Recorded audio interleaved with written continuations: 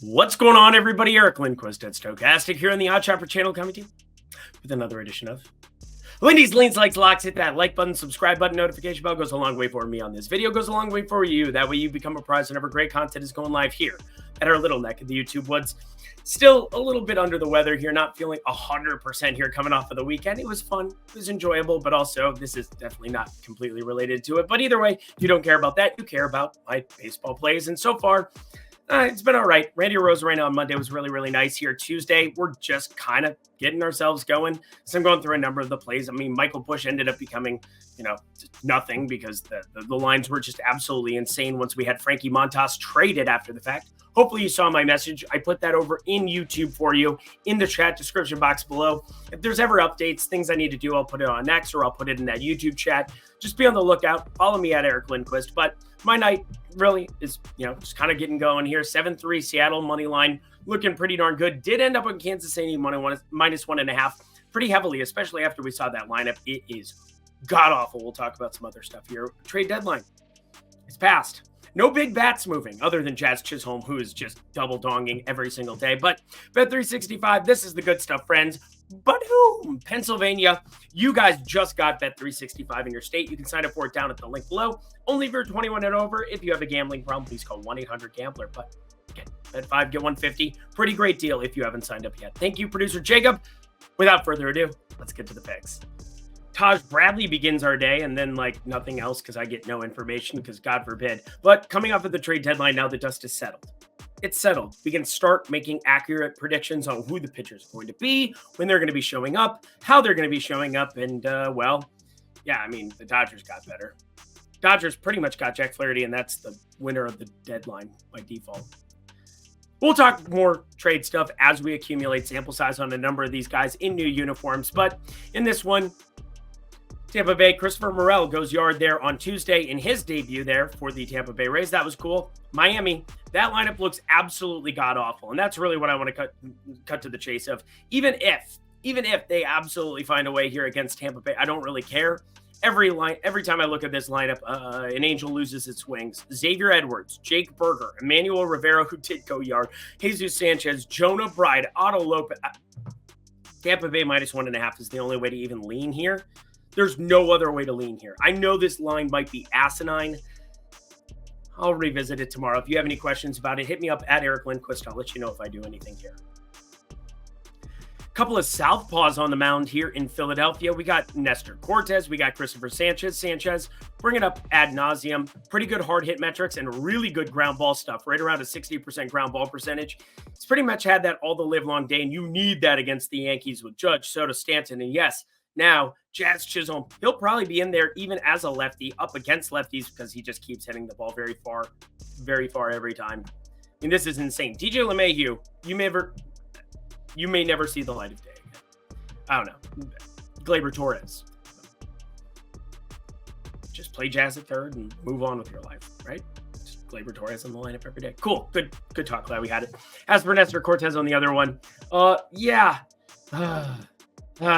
I'm looking at the Phillies here. I do expect runs to continue to be the thing here. It's not as good of hitting weather as we've had in a couple of these spots. We'll talk about Boston too. Wind flipping around, blowing out today, going to be blowing in here on Wednesday. I do like the over though in this one. I do think Christopher Sanchez, despite the fact that I like the ground ball stuff, this lineup, I brought it up. I immediately regretted taking that under. And then you got Zach Wheeler scratched, or not Zach Wheeler, excuse me. Garrett Cole scratched. Lots of bad stuff overall in this series. I mean, it's just been insane. Jazz Chisholm double dong twice. Are you kidding me? Over 9. Let's keep that rolling.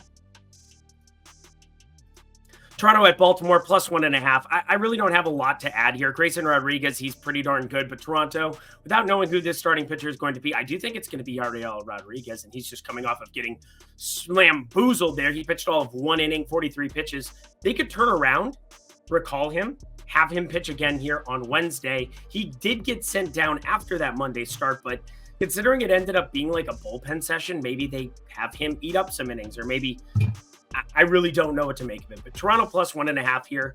I'm going to simply go that direction because bullpen games against Baltimore, this is definitely going to be a Toronto team without Justin Turner in it here. Danny Jansen traded off to the Red Sox. The lineup's not going to look good every single day, but we're going to see these numbers inflated quite a bit here. I bet people run to the window on Baltimore, who, regardless of who's pitching for Toronto. And it's just a ton of walks right early on for Yariel Rodriguez. So we'll pay very close attention to this one. I find it interesting that they just recalled him here. That makes me think he's going to appear in this one yet again, despite Monday's blow up. My Minnesota Twins are yet again getting absolutely blistered by the Mets. I mean, the Mets. Grimace. I mean, can we stop with this, bro? Can we? I'm over it. No, I'm not over the Grimace thing. I'm over my Minnesota Twins doing absolutely nothing at the deadline here. Buxton's over 3 here. There are 2 on here, top of the 8th. I'm going to be watching this one intently in the background as I throw out Trevor Larnach for you, considering the starters here. We got Pablo Lopez. You know by now that I like him. I'm probably going to end up on that Twins money line too. Oh, it's not the best play, though, from this one right now. And also, I do think money's going to come in on the Mets if they end up winning another one back-to-back here. But Trevor Larnach, lefty up against Luis Severino, who's had a pretty good season so far. But Trevor Larnach, up to a 497 expected slugging, 358 xWOBA. I'm going to save my voice. I don't know why I was just screaming like that. I apologize. Trevor Larnach, 1.5 total bases. Give me the over. Probably going to end up on that no matter what plus money number north of plus 110 shows up here in this one. It's probably going to be closer to plus 150, though. Atlanta, Milwaukee, 2 unbelievable pitchers. But Atlanta, I've said this on multiple shows the last couple of days. They acquire Jorge Soler. I think he ends up in this lineup. It's going to look better here on a day-to-day basis. Ronald Acuna, great news on him, though. His rehab's going well. Probably going to be showing up there at opening day 2025. I know you don't give a shit about that, but I do because I love baseball and I love the best players in baseball when they are able to play. Ronald Acuna, still that. Chris Sale, one of the best pitchers in baseball. There's no doubt about that. I would be looking at the under here if it weren't 7.5, and if it weren't Milwaukee, if it weren't Atlanta. I do think both teams have enough ammunition on both sides of these lineups that I don't really want to be taking an under in this spot. Years past, I think I would have made this a thin play, but I've got this right around a 1% expected value. It's not good enough for me here because I do want to give 1% either side of it here. I'm not going to be forcing this one into the card.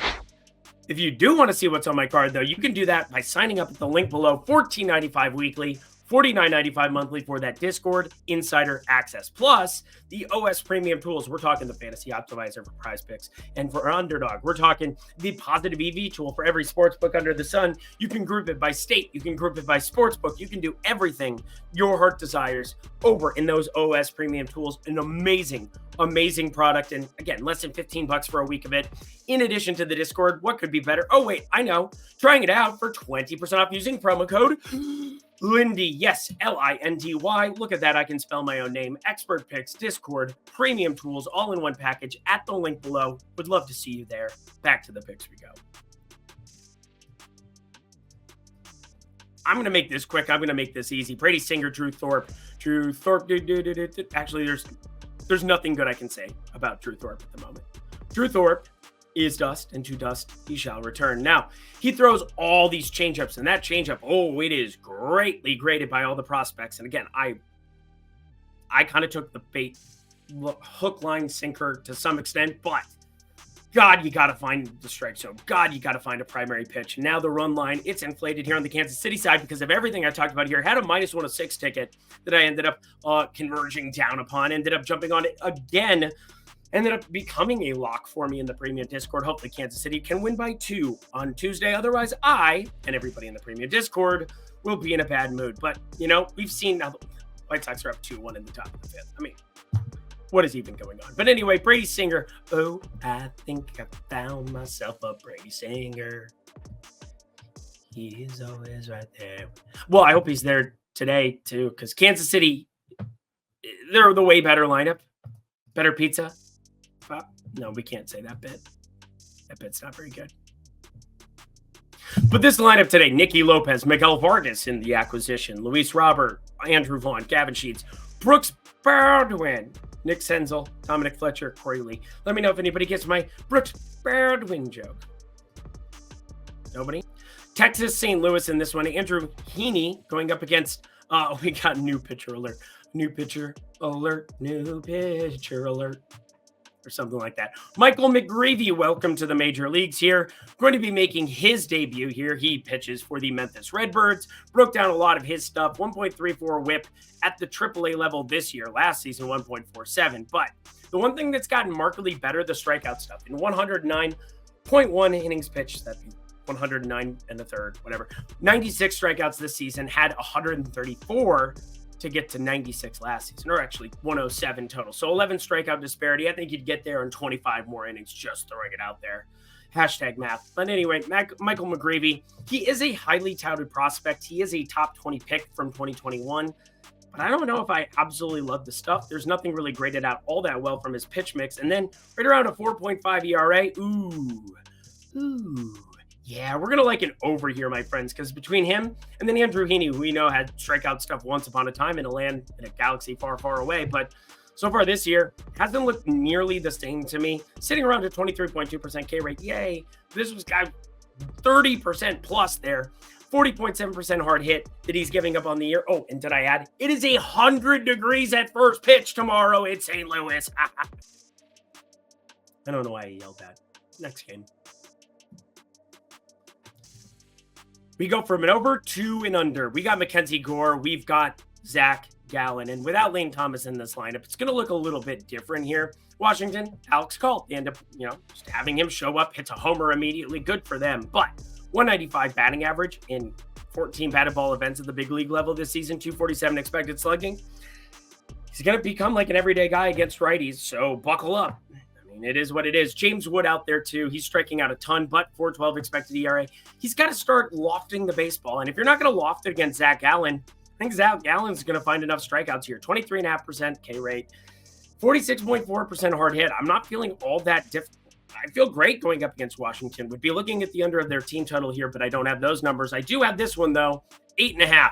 That's too high. Taking a half unit play here, under 8.5. Really, really like it in this spot.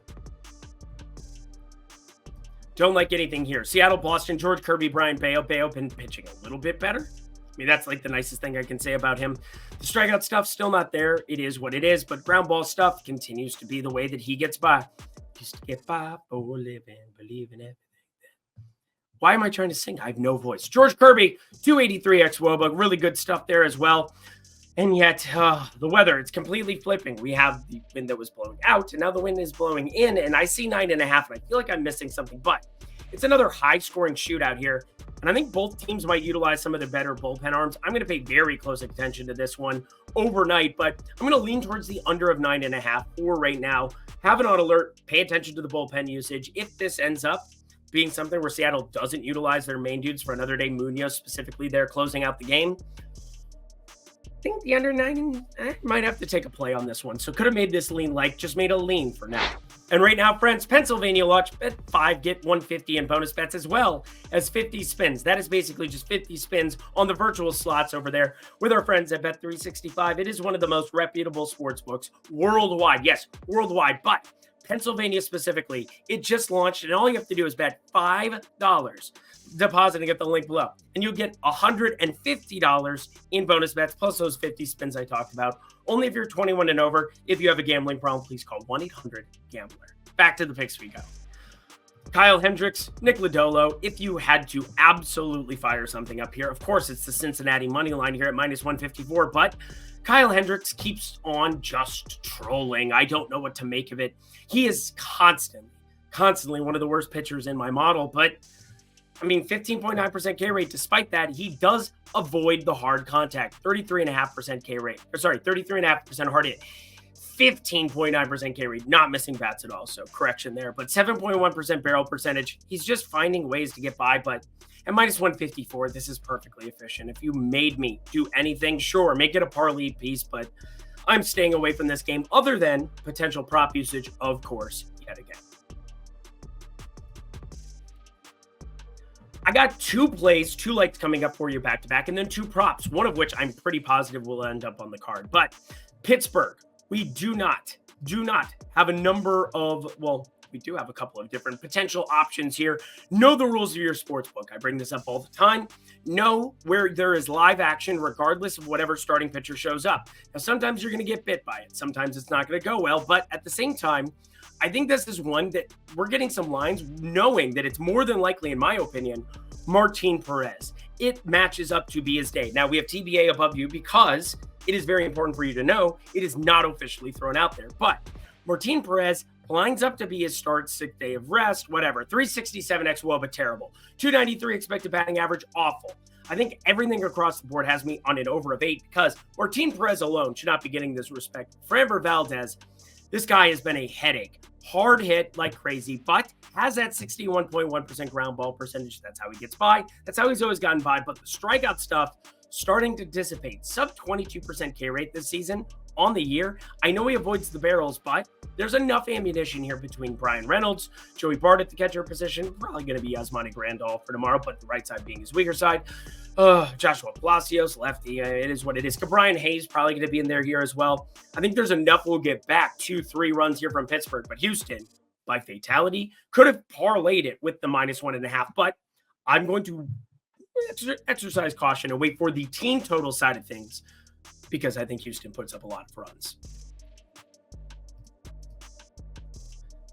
There's not many chances in life that you can get +110. And yes, we have -102 on the side of your screen. There are a lot of prevailing numbers that exist here on this Clayton Kershaw side, but there's a +110 on DraftKings right now, despite a -102 over on FanDuel. And that is a huge market disparity. Everything else, +105 and inside of it. I wouldn't bet this at -102, but it is Kershaw versus Cease here. And the Dodgers, they did a lot of moves at the deadline. Jack Flaherty ending up being the main acquisition that we're talking about here for anybody, any team in baseball, other than maybe Jazz Chisholm going to the Yankees based on what we've seen so far. Dylan Cease has been awesome. 32.5% K rate, 204 expected batting average. But this ballpark is played way up for power. Petco Park, for some reason, I don't understand it, but Ohtani, Hernandez, other Hernandez, Will Smith, Pages, Hayward, Outman. I mean, Outman coming back up here potentially and playing from, got to play somebody against some of these righties. And Miguel Vargas gone. They didn't really need him at this point in time. Oh, you got to take plus money with the Dodgers. If there's a plus sign in front of it, anything better than +101, just bet the Dodgers. I think it's the right side to be on. You play a 9-inning game. I know Cease just working himself. Well, Kershaw just working his way back, but look good. It's looked good so far. It's plus money with the Dodgers. Welcome to your unexpected home run of the day. Here we've got Kyle Freeland and absolutely no other information here on the Angels side of things. If you made me guess, I think Dyson Daniel, who had a couple of really nice starts, followed by a evisceration against Texas there, I think he ends up being your starter. He has a 1.18 whip. That doesn't really go with this 5.82 ERA, but it's a sample size thing. Only pitched 17 innings in his 3 starts in the big league so far this season. He got recalled, though, from AAA. I think it ends up being him. Just throwing it out there. I'm not really looking at anything crazy on the Colorado side. But Kyle Freeland, we're going to attack him with some righty power if we can. The guy has a 13.4 degree average launch angle, a 10.2% barrel percentage, a 485 expected slugging.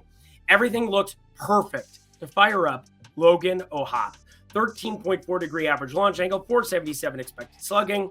And the strikeout rate, 25.5%. If you're not running into a K rate, if you're not going to strike him out, Kyle Freeland, only a 17.9% K rate.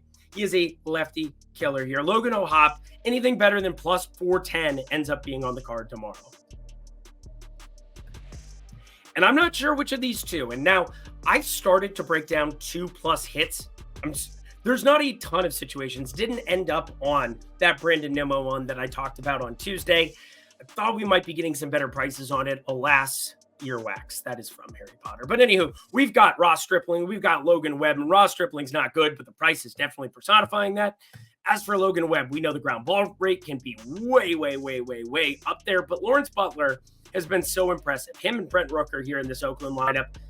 I mean, they kept him here at the deadline, as they should have. Lawrence Butler under more protection. Brent Rooker, they talked about moving, but then he's been too good to move him. You go to Sacramento, a small ballpark. You have those two, along with Shea Langoliers at the catcher position. Daz Cameron, it looks all right to me as well. Doesn't strike out nearly as much as those 3 I just mentioned. I like the top half of Oakland's lineup for next year. I think they're going to be pretty interesting. Now, they have no starting pitching, really, what to speak of. But as I look at things, Lawrence Butler, 356 XWOB, but 262 expected batting average. I'm breaking down these 2+ hits markets more. But the two bases, if you get plus 140 or better here, Lawrence Butler's on the card automatically. You're probably not going to get that. And that's kind of what I'm worried about here. But I really want to break this one down because there's going to be something against Webb, who has had strikeout stuff in the past, but only 20.4% this season. I think there's a lot of real estate there in San Francisco for that guy, Lawrence Butler, to get on our card somehow, some way. And that does it for another edition of Lindy's Leans, Likes, and Locks. Head to the comment section below. Let me know your favorite plays that exist on the board for Wednesday. Let me know your favorite trade deadline storylines. If there's anybody unexpected. I mean, Jazz Chisholm's going nuts, but I mean, that's beside the point. Jack Flaherty, I think he's going to be really good in Dodger Blue. Riddle me that. That's obvious. But let me know if there was anything else you really enjoyed from the trade deadline. Kind of a weird one. King Flat and, man, rotation pitchers. They got a lot of haul coming back for those guys. Holy crap. They matter a lot come this time of year. But Bet365, check them out. They matter all the time. Bet 5, get 150. If it's available in your state, in Pennsylvania, you just got it. It's only if you're 21 and over. If you have a gambling problem, please call 1-800-GAMBLER. Alrighty, y'all. Let's get out of here. Thank you, producer Jacob. Until next time, I'm Eric Lindquist. Best of luck in the MLB streets on Wednesday.